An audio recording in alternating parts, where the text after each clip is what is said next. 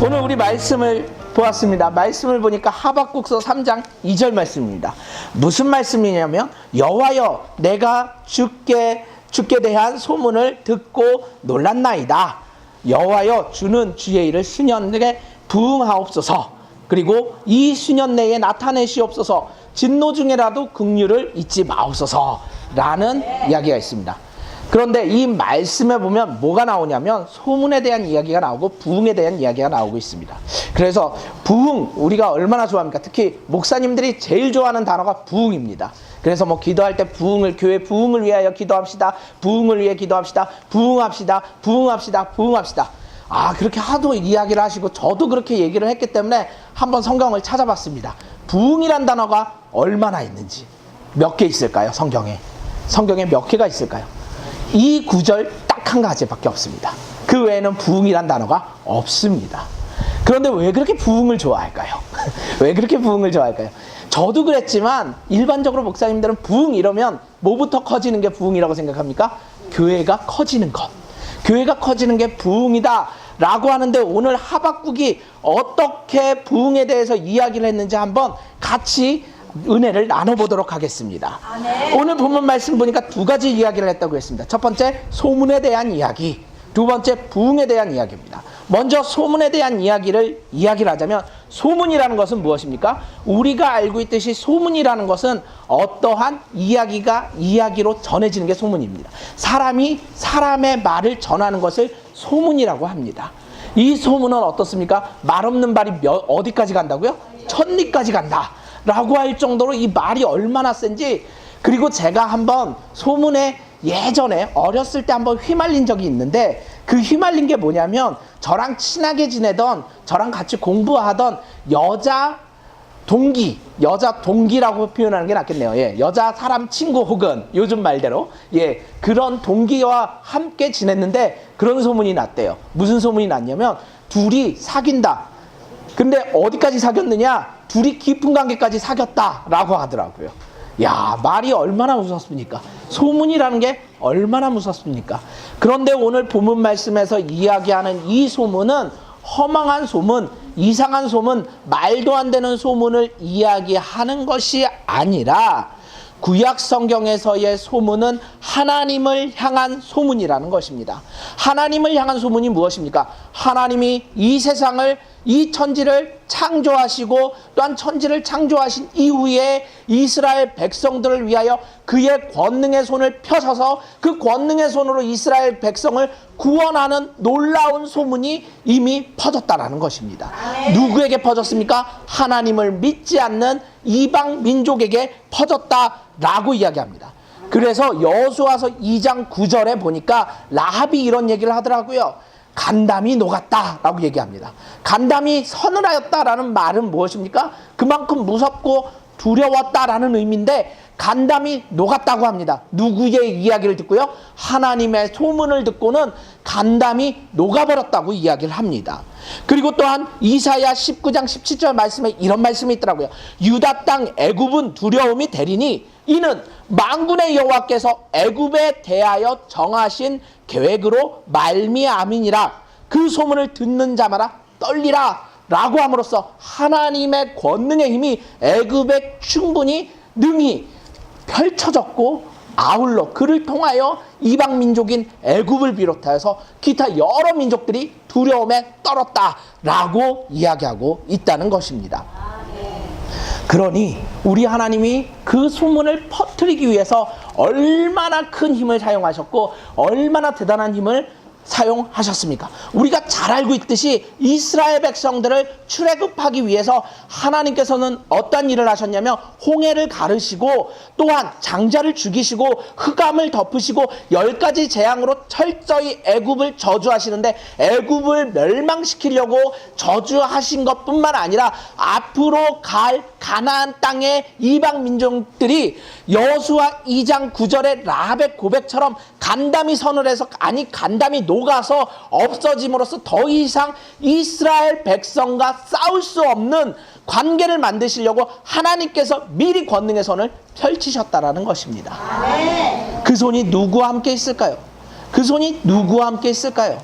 하나님을 믿는 모든 백성들과 함께 있다라고 성경은 이야기하고 있습니다. 그래서 사무엘하 22장 45절 말씀에 보니까 이런 말씀이 있더라고요.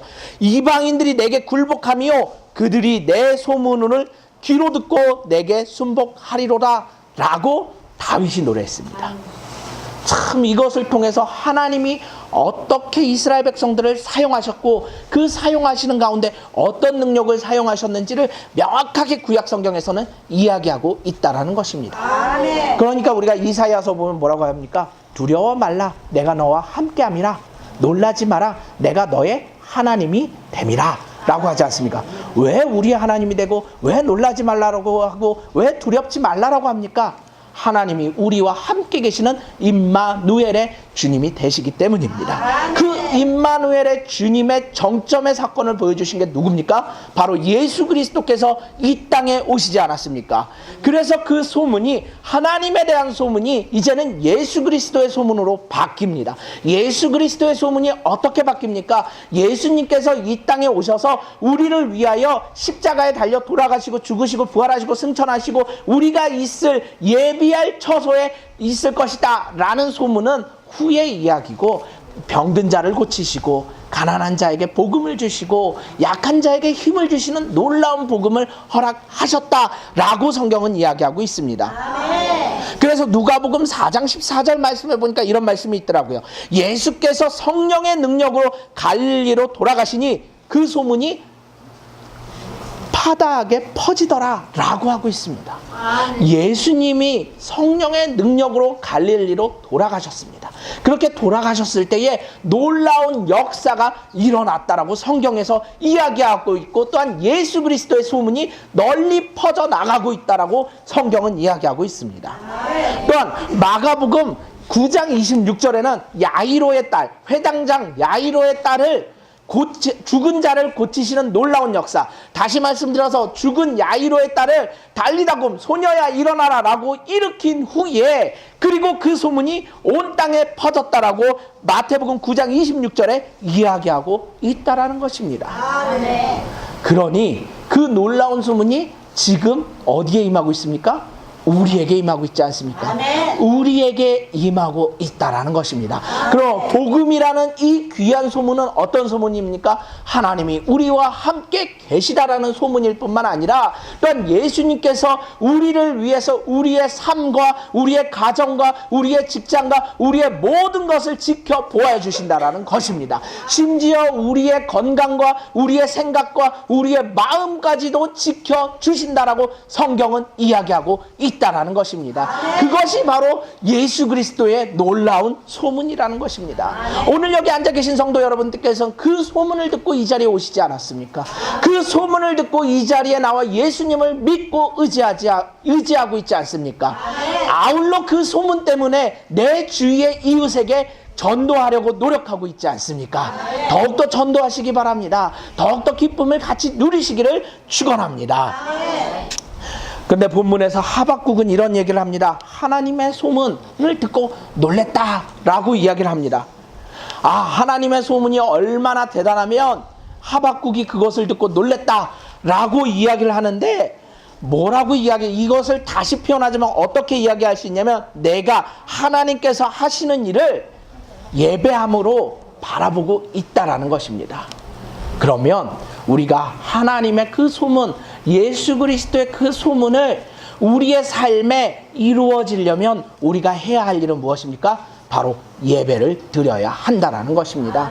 오직 예배만이 하나님을 만날 수 있고 예수 그리스도께서 놀랍게 우리의 삶에 능력을 허락해 주실 수 있다라는 것입니다. 그러니 우리가 예배 안 할 수가 없지 않습니까? 우리가 예배할 때 어떻게 예배해야 되겠습니까? 다양한 방법으로 예배할 수 있겠지만 우리 모학교에서는 어떻게 예배하고 있습니까? 오늘 우리 하기도 했지만 뜨겁게 박수치면서 찬양하며 기도하며 그렇게 예배드리지 않습니까? 특히 요즘에 금요일 철야 집회 때 어떤 일이 있냐면 우리가 뜨겁게 찬양합니다. 또한 뜨겁게 찬양할 뿐만 아니라 어떻게 예배드립니까? 뜨겁게 기도합니다. 뜨겁게만 기도하지 않습니다. 또 어떻게 합니까? 뜨겁게 회개도 합니다. 눈물을 흘려가면서, 콧물을 흘려가면서, 목이 쉬어가면서 기도하고 찬양하고 예배드리고 있습니다. 금요 예배에 그렇게 하고 있다는 것입니다. 그럼 왜 주일 예배는 그렇게 못할까요? 주일 예배는 왜 그렇게 못할까요? 우리가 앞으로 주일 예배도 그렇게 뜨겁게 예배드렸으면 좋겠습니다. 왜 그러겠습니까? 성령이 우리와 함께 계셔야 되지 않겠습니까? 우리의 삶에 예수 그리스도의 소문이 놀랍게 임해야 되지 않겠습니까? 그래서 예수를 믿지 않는 많은 사람들이 그 소문을 듣고 그 모습을 보고 나도 당신이 믿는 예수 때문에 삶이 변해야 되겠다, 내 삶이 변해야 되겠다 라는 놀라운 고백이 있어야 되지 않겠습니까? 따라서 우리가 예배드릴 때에 더욱더 기쁨으로 예배드리시기를 축원합니다. 더욱더 성령의 음성을 들으시기를 축원합니다. 그런데 제가 앞에서 금요 예배 이야기를 했죠.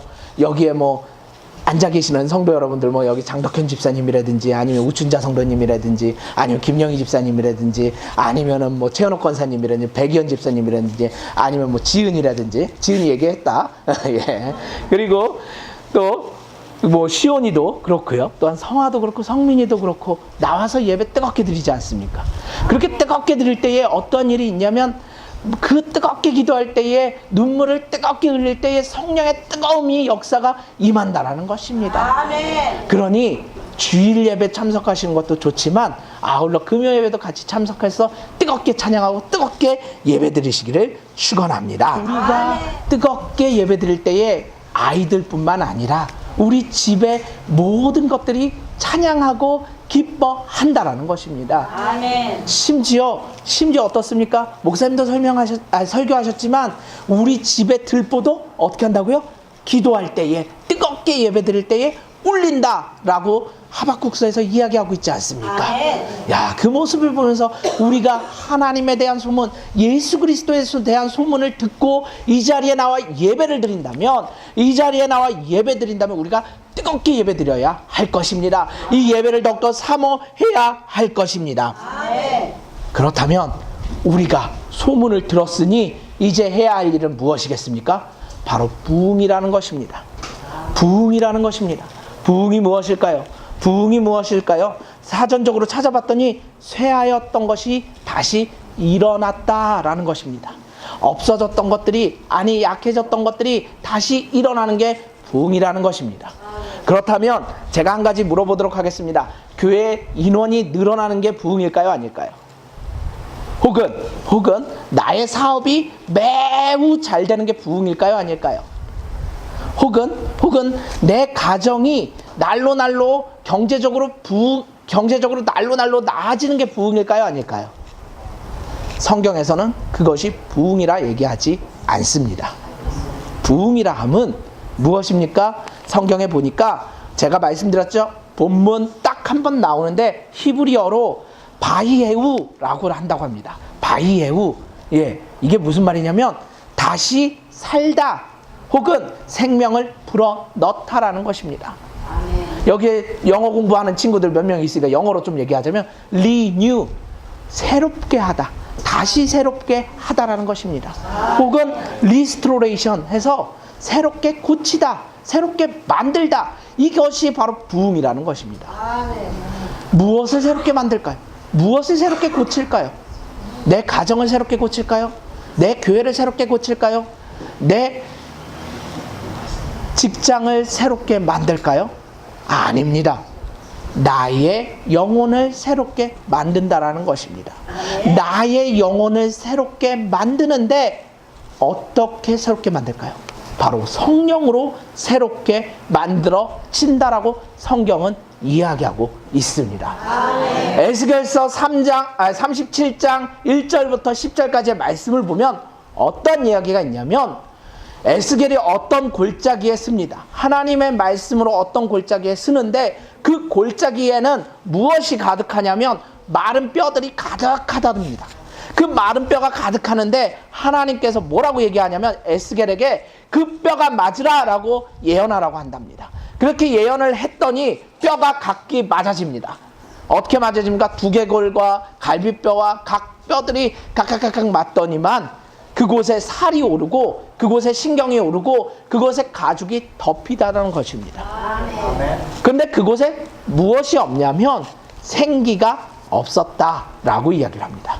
생기가 없었다라고 하니까 37장 10절에 이에 내가 명하여 그 명령대로 대언하였더니 생기가 그들에게 들어갔다라고 에스겔이 증언하고 있습니다.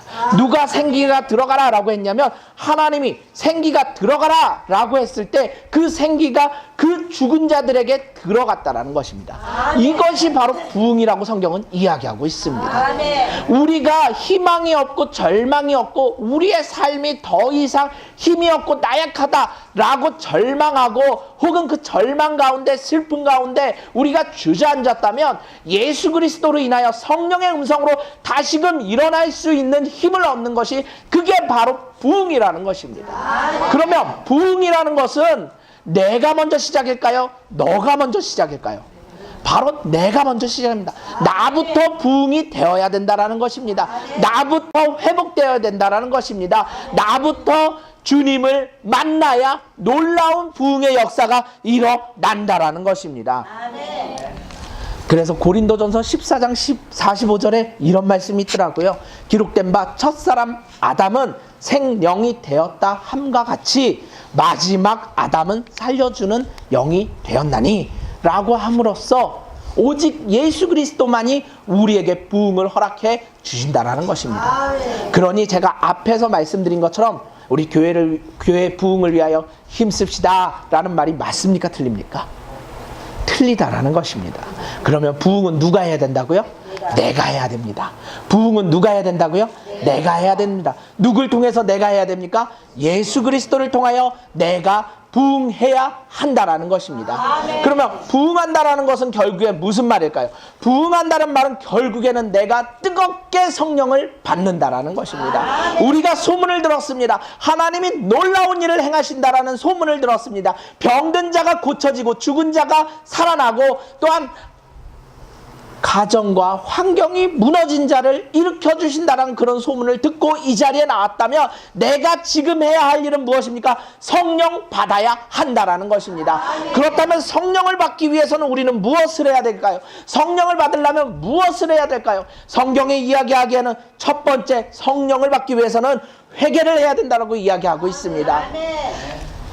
사도행전 2장 38절에 베드로는 이런 설교를 합니다. 베드로가 이르되 너희가 회개하여 각각 예수 그리스도의 이름으로 세례를 받고 죄 사함을 받으라. 그러면 성령의 선물을 받으리니 라고 이야기하고 있습니다. 제가 앞에서 금요 예배에 왜 얘기했겠습니까? 금요 예배에 지난주도 그랬고 지지난주도 그랬고 우리가 계속해서 회개하는 가운데 있습니다. 무엇을 회개합니까? 우리가 무슨 죄를 지어서 회개합니까? 나는 살인하지도 않았고 누구 물건을 훔치지도 않았고 혹은 기타 여러 가지 죄를 짓지 않았습니다. 그런데 우리가 회개할 게 무엇이 있겠습니까? 우리는 회개할 것이 없다라고 하지만 우리가 남을 미워하고 혹은 욕심을 부리고 나 이웃을 사랑하지 않는 것까지도 죄라고 성경은 이야기하고 있습니다. 성령을 받은 사람은 어떻습니까? 항상 기뻐하고 범사에 감사하고 쉬지 않고 기도하는 놀라운 역사가 일어나는 자들인데 우리의 안에는 기쁨이 넘칩니까? 혹은 슬픔이 넘칩니까? 내가 슬픔이 넘친다면 그것은 성령 받은 사람이 아니라 내가 내 안에 죄악이 있다라는 것입니다. 예수를 사랑하고 성령을 받은 사람은 내가 내 삶의 기쁨이 넘친다라는 것입니다. 왜 그렇습니까? 주님 앞에 내 삶을 맡기기 때문에 그렇습니다. 그러나 그렇게 되지 않는다면 주님이 내 안에 계시지 않으므로 우리가 주님이 계시지 않기 때문에 회개해야 한다라는 것입니다. 당연히 살인하지 않고 당연히 누군가의 물건을 훔쳐가지 않고 당연히 누군가를 해코지하지 않지만 우리 안에 예수가 계시지 않고 성령이 계시지 않는 것이 얼마나 큰 죄입니까? 얼마나 예수가 내 삶에 좌정하지 않으시고 내 삶을 주관하시지 않는 삶 자체가 얼마나 큰 죄악인지 모릅니다. 그래서 우리가 회개해야 된다는 것입니다. 그래서 회개해야 한다라고 성경은 이야기하고 있습니다. 그래서 예수님께서도 이런 이야기를 하십니다. 마가복음 1장 15절에 이르시되 때가 찼고 하나님 나라가 가까웠으니 회개하고 복음을 믿으라 하셨습니다. 여기에서 복음은 누굴까요? 바로 예수 그리스도입니다. 예수님을 믿으라라고 얘기합니다. 예수님을 우리가 믿고 있습니까? 예수님을 믿으십니까? 예수님이 주인이십니까? 그렇다면 내 모든 문제를 주님 앞에 내려놓아야 할 것입니다. 내가 주님을 의지하여 내 가정도, 내 삶도, 내 사업체도 주님 앞에 맡겨야 할 것입니다. 내가 해야 할 일은 무엇입니까? 오직 주님께 기도하고 주님의 말씀에 묵상하며 주님과 함께 동행하는 기쁜 삶을 살아가야 한다라는 것입니다. 1907년에 우리나라에 실제적으로 이런 일이 있었는데, 어떤 일이 있었냐면 장대현 교회라는 교회에서 길선주라는 장로님과 그리고 박치록이라는 장로님이 그날 예배를 인도하면서 설교하다가 자신의 안에 있는 죄악을 회개했습니다. 어떤 죄악을 회개했냐면, 내가 장로로서 이중적인 마음을 가진 것 회개합니다. 내가 성도들을 온전히 사랑하지 못한 것 회개합니다. 내가 교회를 사랑한다 라고 하면서 교회를 온전히 사랑하지 못한 것을 회개합니다 라고 두 사람이 회개를 하였을 때에 어떠한 일이 일어나냐면, 평양의 90%의 사람들이 예수를 믿었다라는 실질적인 기록이 있습니다. 회개만이 예수님을 만날 수 있고 회개만이 성령을 뜨겁게 받을 수 있다라는 것입니다. 내 마음을 치고 회개할 때에, 내가 죄인됨을 고백하고 회개할 때에 예수 그리스도께서 우리에게 찾아와 주셔서 우리의 삶을 놀랍게 인도해 주신다라는 것입니다. 그러니 우리가 회개 안 할 수 없지 않습니까? 우리가 무엇을 회개해야 되겠습니까? 앞에서 말씀드린 것처럼 내가 주님을 온전히 사랑하지 못한 것, 내가 근심과 걱정 가운데, 혹은 내 앞으로의 삶 때문에, 혹은 나의 욕심 때문에, 혹은 나의 지혜 때문에 주님의 뜻에 따라 행동하지 못한 것을 회개해야 된다고 성경은 이야기하고 있습니다. 주님이 가르쳐 주신 그 말씀대로 순종하지 못한 것을 회개해야 된다고 성경은 이야기하고 있습니다. 또한 내가 주님의 음성을 듣고 행동하기보다는 내 생각이 먼저였고, 내 욕심이 먼저였고, 내가 먼저였고, 내 모든 것이 먼저였다 라는 것을 회개해야 된다고 성경은 이야기하고 있습니다. 또한 주님 말씀을 듣고 온전히 순종해야 하는데, 그렇게 순종하지 못하고 좌로 우로 내 생각대로 치우쳐서 그렇게 행동하는 것을 회개해야 한다라고 성경은 이야기하고 있습니다. 오늘 이 시간에 나부터 회개하면, 이 자리에 나부터 회개하면 우리 가정이, 우리 교회가, 우리 사업체가 놀라운 부흥이 일어날 것입니다. 무너진 것이 세워지고 허무너진 것이 일어나게 되고, 또한 병든 것이 나아지고, 내 삶에 가난과 혹은 궁핍과 어지러움과 힘들과 그리고 기타 여러 가지의 어려움들이 있다면 놀랍게 성령의 음성으로 일어나질 것입니다. 놀라운 부흥이 일어나질 것입니다. 그것이 바로 성령이 함께 하실 때, 또한 우리가 뜨겁게 회개할 때에, 주님을 간절히 찾을 때에 놀랍게 일어난다라는 것입니다. 또한 어떻습니까? 성령의 뜨거움은 회개를 통해서 받을 수도 있고, 또한 회개를 통하여 또한 뜨겁게 받았을 때에 그 다음에 말씀과 기도로 거룩해져야 한다는 것입니다. 우리가 성령을 한 번 받으면 끝나는 것이 아닙니다. 우리가 주님 앞에 갈 때까지 계속 주님 앞에 성령을 받아야 된다는 것입니다. 우리의 삶에 뜨거움을 받아야 된다는 것입니다. 그런데 그렇게 뜨겁게 받기 위해서는 디모데전서 4장 5절 말씀에 이런 말씀이 있더라고요. 하나님의 말씀과 기도로 거룩하여 지민이라 라고 이야기하고 있습니다. 이게 무엇입니까? 말씀과 기도만이, 말씀과 기도의 삶을 통하여서만이 우리가 성령의 충만함을 누릴 수 있고 부흥의 삶을 계속해서 누릴 수 있다라고 성경은 이야기하고 있다라는 것입니다. 아멘. 사도행전 2장 2절에서 4절까지 말씀 보면 초대교회 120 성도들이 뜨겁게 성령을 받습니다. 그런데 이렇게 성령을 받은 후에, 난 성령 받았으니까, 난 방언 받았으니까, 은사 받았으니까 끝났다, 좋다 라고 한 것이 아니라, 다시금 사도행전 4장 31절에 가면 뜨겁게 역사하시는 성령을 한 번 더 받는다라는 것입니다. 왜 이미 성령을 받았는데 왜 받을까요? 또 받을까요? 성령께서 함께 하실 때에 그 뜨거움이 연속적으로 이어진다라는 것입니다. 연속적으로 이어지기 때문에 매일 내가 기쁘게 무엇을 합니까? 순례의 길을 행함은 주의 팔이 나를 안보하기 때문에 그렇습니다. 주님이 우리를 지키시기 때문에, 성령이 우리와 함께 계시기 때문에, 임마누엘 주님이 함께 계시기 때문에 우리가 성령의 충만함을 누릴 수 있다라고 성경은 이야기하고 있다는 것입니다. 따라서 성령 충만은 항상이지만 또 어떻습니까? 순간순간이라는 것입니다. 우리가 주님을 한시라도 놓치면 안 된다라고 성경은 이야기하고 있다는 것입니다. 그러기 때문에 어떻습니까? 성령 충만함을 통해 우리가 항상 부응할 수 있다라는 것입니다. 또한 말씀에 대한 순종이 중요하다라고 이야기합니다. 우리가 잘 알고 있지만 사울이 어떻습니까? 영이 떠나버렸습니다. 하지만 다윗은 어땠습니까? 하나님의 말씀에 순종했습니다. 하나님의 말씀에 순종할 때에 하나님의 영이 함께 하셨다고 성경은 이야기하고 있을 뿐만 아니라 사도행전에서는 하나님의 마음에 합한 자라고 이야기하고 있습니다. 그걸 통해 알 수 있는 게 무엇입니까? 말씀에 대해 순종해야 한다라는 것입니다. 아멘. 우리 성도 여러분들께서는 이 자리에 나와 예배 드리심으로 말씀에 순종하고 계시는 것입니다. 아멘. 또한 목사님께서 하시는 그 말씀, 우리 목사님 어떻습니까? 목사님 자랑을 조금 하자면, 좀 팔불출 같지만 좀 자랑하자면 어떻습니까? 매일 월요일부터 주일까지, 주일부터 월요일까지 우리 성도님들 이름 한 분 한 분 불러가시면서 저녁 7시부터 딱 식사하시고 나서 7시부터 예배 드리는 9시까지 계속 기도하시더라고요. 한 사람 한 사람 불러가시면서 집중해서 기도하시더라고요. 왜 그렇게 기도하실까요? 우리 성도 여러분들께서 복받기를 원해서, 예수님을 만나서 놀라운 삶의 기쁨을 누리시기를 원해서, 또한 가정의 평안함을 누리기 위해서, 또한 사업체에 놀라운 축복이 임해서 그 축복 가운데 주님의 아름다운 삶을 살기를 간절히 바라는 마음에서 한 사람 한 사람, 심지어 어린 아이까지의 이름을 불러가시면서 기도하시더라고요. 아멘.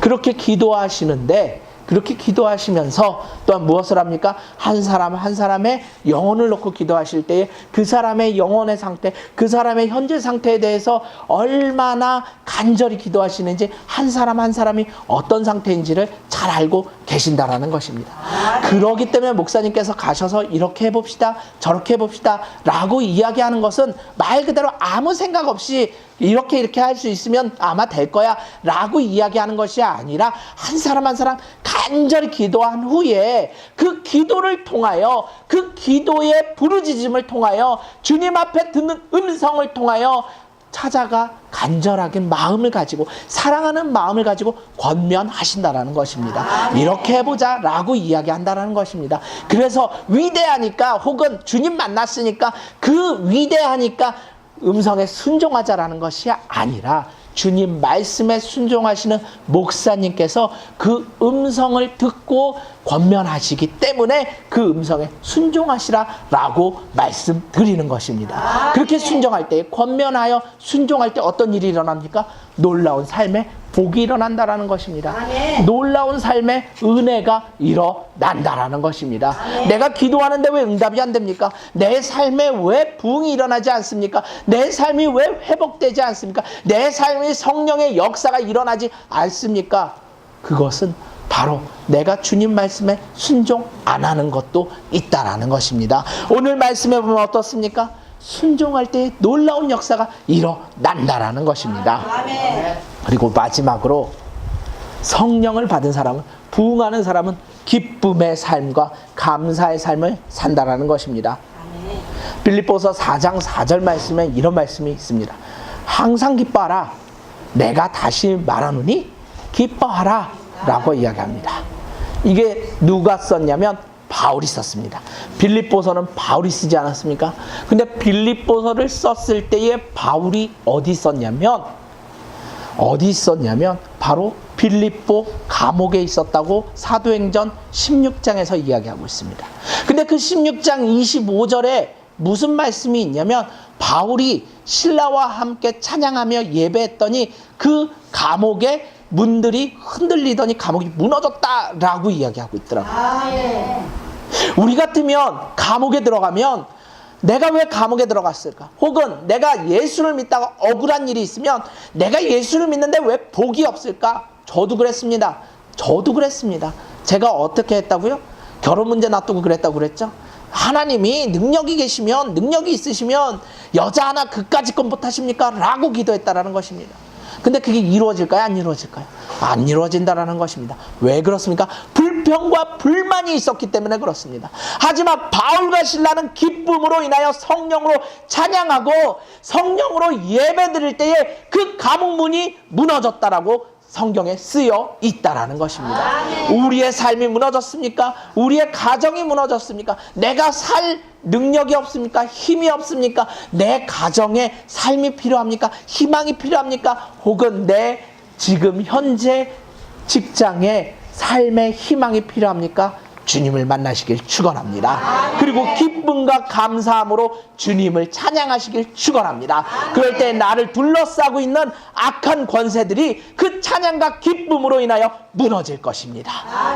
그래서 데살로니가 전서 5장 16절에서 18절 말씀에 이런 말씀 있죠. 항상 기뻐하라. 쉬지 말고 기도하라. 범사에 감사하라. 그리고 나서 그 뒤에 뭐라고 합니까? 이것이 그리스도 예수 안에서 너희를 향하신 하나님의 뜻이니라. 하나님은 우리가 기뻐하시기를 바라고 계십니다. 하나님은 우리가 항상 기도하기를 바라고 계십니다. 우리가 항상 범사에 감사하기를 원하고 계신다라는 것입니다. 내가 하루라도 기뻐하지 않고, 내가 하루라도 기도하지 않고, 내가 하루라도 감사하지 않으면 내 안에 무엇부터 일어납니까? 내 안에 죄성이 일어납니다. 내 안에 욕심이 일어납니다. 내 안에 악한 생각들이 일어나기 시작합니다.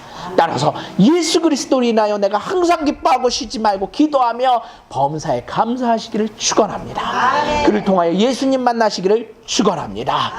따라서 오늘 하박국이 이야기한 소문은 어떤 소문입니까? 바로 예수님이 우리를 위하여 일하고 계신다라는 소문입니다. 예수님께서 우리에게 복 주시는 소문입니다. 예수님께서 우리와 함께 하신다는 소문입니다. 이 소문이 우리에게만 임하는 것이 아니라 예수를 믿지 않는 사람들에게도 임한다라고 성경은 이야기하고 있습니다. 또한 아울러 무엇을 얘기하고 있습니까? 부흥이 일어난다고 이야기하고 있습니다. 어떤 부흥입니까? 삶의 부흥입니다. 가정의 부흥입니다. 또한 내 사업체의 부흥입니다. 또한 내가 관계 맺는 모든 가운데 부흥입니다. 내 죽었던 모든 것이 다시금 살아나는 부흥입니다. 내 모든 지경이 확장되는 부흥입니다. 그 부흥이 누굴 통해 일어납니까? 예수를 인하여 통해서 일어난다라는 것입니다. 성령으로 인하여 일어난다라는 것입니다. 내가 성령만 받으며 내가 예수님만 만나며 이 부흥이 일어난다라고 성경은 이야기하고 있습니다. 따라서 이 시간에 우리 성도 여러분들께서 뜨겁게 성령 받으시기를 축원합니다. 이 시간에 두 손 들고 주여 삼창하고 기도하실 때에 내가 주님 만나기 원합니다. 내가 주님을 만나기 원합니다. 내 삶에 부흥이 있기 원합니다. 주여 삼창하고 기도하도록 하겠습니다. 주여, 주여, 주여. 내가 얼마나 소중한 존재라는 걸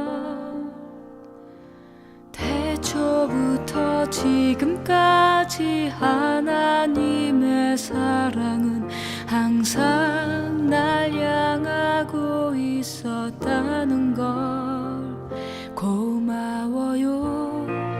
그 사랑을 가르쳐준 당신께 주께서 허락하신